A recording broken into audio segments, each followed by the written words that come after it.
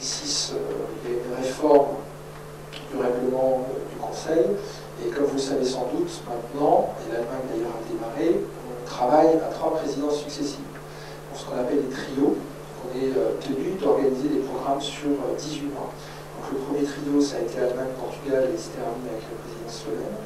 Et la France aura la tâche d'amorcer le second trio de présidence avec les Tchèques et les Suédois qui nous succéderont en 2009. Et donc on travaille avec eux à l'élaboration d'un programme commun sur 18 mois, précisément pour se donner de la durée et de l'efficacité dans l'action.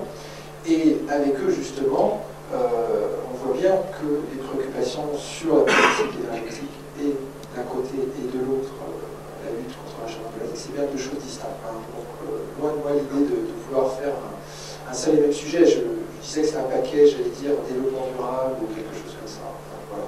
Donc, en réalité, 4 sujets, donc énergie, climat, immigration et politique européenne de la défense. Donc, ça, c'est vraiment un point important. Alors, ça, c'est encore autre chose, la PAC. Alors, je vais y venir, mais je voulais juste me référer à ce que j'entendais dans la bouche de Bernard Kouchner récemment.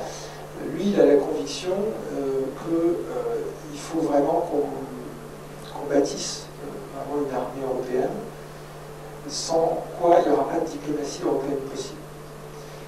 Et qu'aujourd'hui, on ne peut pas se contenter d'avoir uniquement l'OTAN comme réponse de sécurité collective, et qu'il faut une sécurité collective européenne dans l'OTAN. Et ça, je pense que c'est un point vraiment majeur, en tout cas dans les priorités de la présidence française, telles que le président de la République les a posées. Alors après, bien sûr, se pose la question du financement, et c'est toujours là le nerf de la guerre.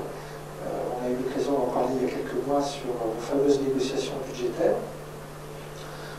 Quand on pense qu'effectivement le budget communautaire, c'est 130 milliards d'euros par an, et que ça représente un petit peu plus d'1% de la richesse communautaire, c'est vrai qu'on peut être tenté de se dire que, d'une certaine manière, le budget européen est un budget de nain, en quelque sorte. Le budget de la défense mondiale a augmenté de 50% en 10 ans, il a baissé sur la même période en Europe de 10%. On est complètement à l'inverse, et des discours d'abord, et de la tendance mondiale.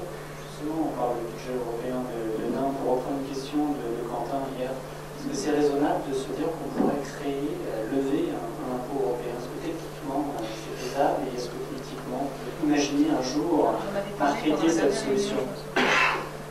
Alors, l'impôt européen. Alors si je m'attendais à ça ce soir. Moi je trouve que, effectivement, la question qui a été posée hier à la Convention avait vraiment une pertinence assez forte, surtout quand le Parlement européen va se trouver renforcé et votera effectivement les dépenses de l'Union dans leur ensemble. Alors, cela dit, ce ne sera pas complètement le cas pour et même pas du tout d'ailleurs, puisque le financement de l'Union européenne relève, alors désolé de cette un petit peu technique, mais d'une décision du Conseil. Je pense que pas mal de ministères des Finances ont ces projets dans les tiroirs. Il était question, il y a 2-3 ans, précisément quand on était en plein dans les négociations des perspectives financières, de, pourquoi pas, mettre à l'agenda de la présidence française un projet d'impôt européen. Je ne crois pas que ce soit aujourd'hui à l'ordre du jour. Alors, les années 2004-2005, c'était, et qui avait d'ailleurs été défendu par au moins, j'en ai le souvenir, 2 ministres des Affaires européennes successifs, Mme Lenoir et Mme Nuret, je me souviens bien, c'était le projet d'un impôt sur les sociétés, un impôt européen sur les sociétés.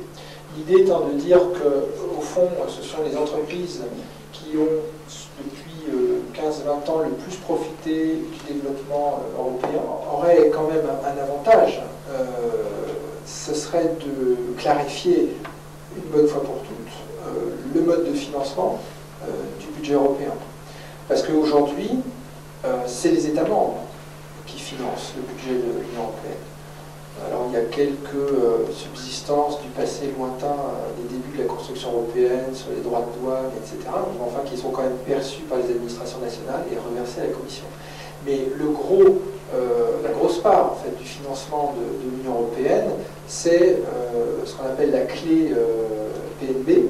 Donc en fait, c'est un pourcentage qui est prélevé sur la richesse de chaque État membre. Donc pour la France, on est à peu près à 18%. Ça veut dire que sur 100 € du budget européen, vous en avez en gros 18 qui viennent de la France. Sachant que, bien entendu, cette contribution française fait l'objet chaque année d'un article dans le projet de loi de finances, soumis, bien sûr, à l'approbation du Parlement. Pour revenir sur une des priorités, celle qui est affichée par le président Sarkozy comme la priorité, je pense, devant les autres pour la présidence française, c'est celle de l'immigration. J'ai un doute un peu personnel sur le fait de l'afficher aussi clairement comme la priorité numéro 1 de la présidence française. Non pas que ce ne soit pas un sujet à traiter au niveau européen, j'en suis personnellement tout à fait convaincu, et c'est quelque chose qu'on essaye de faire assez régulièrement aux jeunes du PPE. Et pour essayer de le faire, on se confronte justement à certains de nos amis, et notamment ceux qui dirigent les pays scandinaves, avec M. Reinfeldt et M. Rasmussen. Et c'est des sujets tout simplement que, dans ces pays-là en particulier, les droites modérées et conservatrices qui sont au pouvoir se refusent de traiter.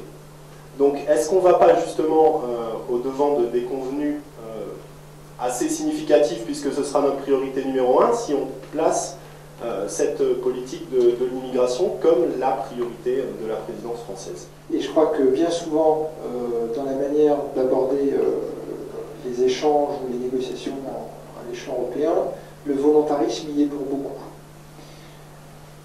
Et ce qui compte après, et je le disais tout à l'heure, c'est qu'une bonne présidence, c'est celle qui est active.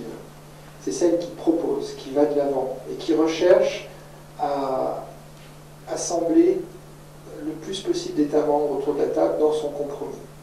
Parce que, alors là, sur l'immigration, ce ne sera pas un texte proposé par la Commission, puisque ce n'est pas une décision ou un règlement, une directive, etc. Ce sera vraiment un texte politique. Donc là, qui sera une initiative française. C'est un texte assez politique, c'est vrai. Mais je veux dire, la deuxième réaction que j'aurais, c'est de dire, qu'elle soit priorité numéro 1 ou pas, cette politique européenne de l'immigration, je dirais que là n'est pas tellement la question, parce que on observe que la question des priorités, c'est selon qu'on va, je dirais, mettre l'accent sur tel ou tel sujet. C'est comme ça qu'on va pouvoir avancer en matière européenne. On parle souvent de la présidence danoise, encore aujourd'hui, parce qui a été comme un modèle de bonne présidence. Je crois qu'ils ont présidé pour la dernière fois en 2002, quelque chose comme ça. Pourquoi? Parce qu'ils étaient très transparents. C'est-à-dire qu'ils annonçaient à l'avance ce qu'ils voulaient faire et où ils voulaient aller. Et à mon avis, ce que le président de la République est en train de faire depuis déjà plusieurs mois, c'est exactement ça. C'est-à-dire qu'il dit ce qu'il veut faire, et il dit où on va. Et c'est la meilleure façon d'avancer au niveau communautaire. Il n'y a rien de pire qu'une présidence qui fait des réunions de couloir avec quelques-uns et pas d'autres. Parce que tous les bruits, les rumeurs les plus folles circulent. On ne sait pas ce que veut faire la présidence.